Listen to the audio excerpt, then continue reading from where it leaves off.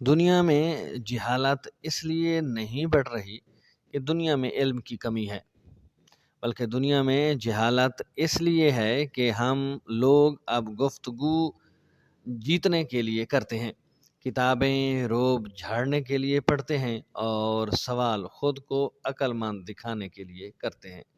دنیا میں علم کی کمی نہیں بلکہ علم حاصل کرنے کے لیے جد و جہد کی کمی ہے۔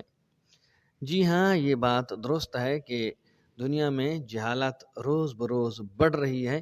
اس کی وجہ علم کی کمی نہیں بلکہ ہمارے اندر علم کے حصول کے لیے جد و جہد میں مسلسل کمی آئی ہے۔ بہت سارے لوگ گفتگو کرنے کے تو ماہر ہوتے ہیں، لیکن دیکھا جائے تو ان کے اندر عمل کی بہت زیادہ کمی ہوتی ہے۔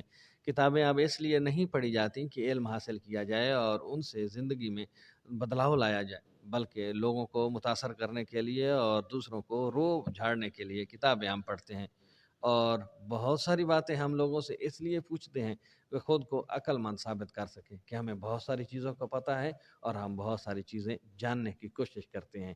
حقیقت اس کے برعکس ہے۔ حقیقت یہ ہے کہ ہمیں علم کے حصول کے لیے جد و جہد کرنی چاہیے، اور وہ علم جو انسان کی شخصیت میں، انسان کی روح میں اور انسان کے جسم میں جذب ہو سکے۔ یہی علم جو عمل کا روپ دھارے وہی حقیقی علم ہے۔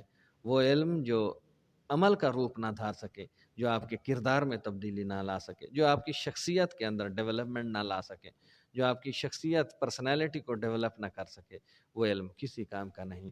یہی وجہ ہے کہ دنیا میں جہالت اس لیے بڑھ رہی ہے کہ حقیقی علم کی طرف کم توجہ دی جاتی ہے۔ امید کرتے ہیں کہ آج کی یہ مختصر سی گفتگو آپ کو پسند آئے گی۔ گفتگو پسند آ جائے تو ہمارے چینل کو سبسکرائب کیجیے گا، ساتھ میں لگے بیل آئیکن کو ضرور دبائیے گا تاکہ اس طرح کی ویڈیوز، اس طرح کی کہانیاں، اس طرح کی باتیں ہم آپ دوستوں تک بر وقت پہنچا سکیں۔ اب تک کے لیے اتنا ہی، ملتے ہیں نئی کہانی، نئی حکایت، نئی خبر کے ساتھ۔ تب تک اپنا خیال رکھیے گا، اپنی دعاؤں میں یاد رکھیے گا۔ اللہ ہم سب کا حامی و ناصر ہو۔